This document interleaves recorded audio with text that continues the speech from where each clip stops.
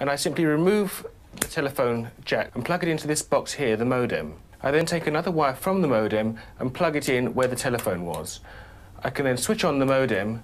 It's now telling me to phone up the main Prestel computer. So it's a very simple connection to make. Extremely simple. I'm now waiting for the computer to answer me. And things are starting to happen. Things are starting to happen. Why did you buy a computer?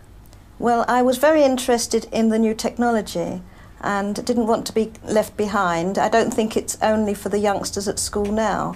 I think us older ones will have to learn a lot about it. What is Internet anyway? Internet is that massive computer network, the one that's becoming really big now. What do you mean? That's big? How does one? What do you write to it like mail? No, a lot of people use it and communicate. I guess they can communicate with NBC writers and producers. Allison, can you explain what Internet is? The world is in financial disarray. Currencies failing, economies in wild flux, jobs being lost. But what if you could build an entirely new economy, one specifically designed for the digital realm? Well, that is the dream behind Bitcoin. Bitcoin, for those of you who don't know, is an electronic online currency that was created in 2009. It was made by someone who did it under the pseudonym Satoshi Nakamoto. Like any economy, you don't want too much too fast because then the value of your currency drops, or so slow that your economy grounds to a halt. It's designed to be a self-stabilising economy. Whether it actually is that way though, well, that is a little bit more complicated. Because some people have said, hey, Bitcoin is the answer to those problems. Are you a believer? Well, Bitcoin is exciting because it shows how cheap it can be. Bitcoin is better than currency in that you don't have to be physically in the same place. And, of course, for large transactions, currency can get pretty inconvenient.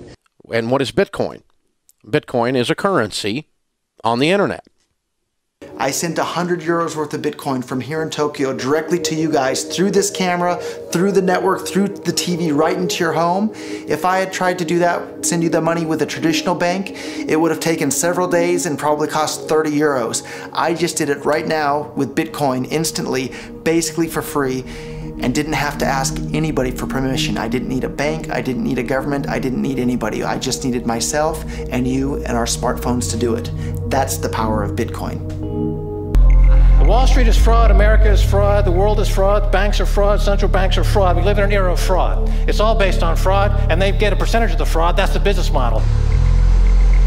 To suggest that there is any moral or ethical aspect to anything that's going on now is to be completely naive about the fact that we live in an era dominated by financial terrorists, jihadis of banking. They're here to kill you and themselves. They believe in an ideology, not the Quran, but Adam Smith, that they completely misread and interpret as something to justify their blowing themselves up. Janet Yellen's a terrorist! Mario Draghi's a terrorist! The Central Bank of Japan is a terrorist! These are the real terrorists! Funds received. This community is switching to what they think is a better monetary system. A system in which banks are no longer needed because payments could be made directly from one person to another. Bitcoin is fundamentally different because in Bitcoin, you don't owe anyone anything and no one owes you anything. It is not a system based on debt. It is a system based on ownership. And no one can censor it, no one can seize it, no one can freeze it. It's November the 2nd, 2008, just 6 weeks after the Lehman Brothers collapse. And all over the world, there are panicked debates about how to save the banks. Then, on a little visited web forum for cryptographers, a document appears in which a completely new monetary system is proposed. The visionary author calls himself Satoshi Nakamoto. These were the darkest days of the financial crisis. So that to me suggests a very clever mind that saw an opportunity, the perfect opportunity to introduce a new radical technology and a new radical approach to money and finance at just the right moment when people would be very open to making this big shift that's required to adopt a new currency. What's exciting for me is like a global economy. Right now we say we have a global economy, but I can't take $1 and give it to you in the Netherlands and then you know what to do with it, right? You would have to go and change it to your native currency. And when you kind of eliminate that step, and I can just send you one form of payment and you can send me a product in a matter of seconds, that starts to change things from a global perspective. How could this digital coin invented by this Satoshi Nakamoto become hundreds of times more valuable than the dollar? And why do enthusiasts like Roger Fear want the world to switch to bitcoins? I'm giving every single person here 1,000 yen worth of bitcoins, which is like $8 and something cents. Back in the early days, you know, I'd get phone calls from my buddies, oh, hey man, I lost 10,000 bitcoins because my computer blew up, right?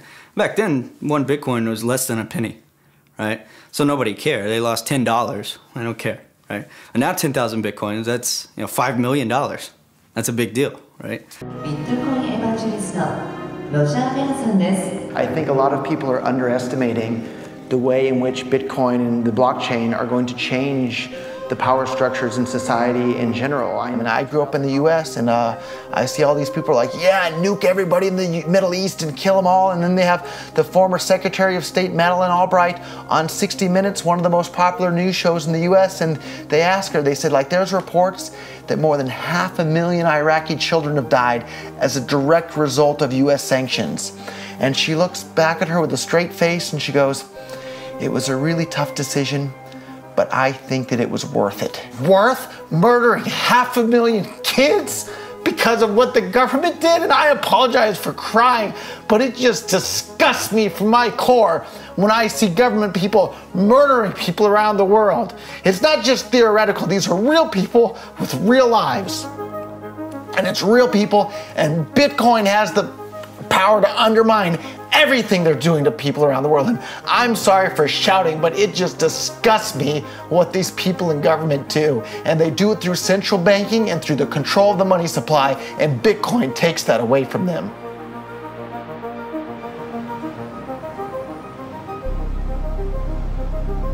You can buy Bitcoin at the Shell station. Check it out. Good. Got $2. Hit finish. Oh. $2 Bitcoin. Just like that. From this machine. I just turned cash into digital currency. So thinking that it's too late to get involved in Bitcoin is like thinking it's too late to get involved with the internet or too late to get involved with using a cell phone. Like, it's not too late to get involved with Bitcoin. If Bitcoin becomes really popular all over the world, Bitcoins are going to have to be worth at least tens of thousands of dollars a Bitcoin, if not hundreds of thousands of dollars per Bitcoin. So thinking it's too late to get involved with Bitcoin is like thinking it's too late to get involved with using the internet. Of course not. Like, it's ubiquitous in our lives, and Bitcoin's going to become ubiquitous in our lives as well.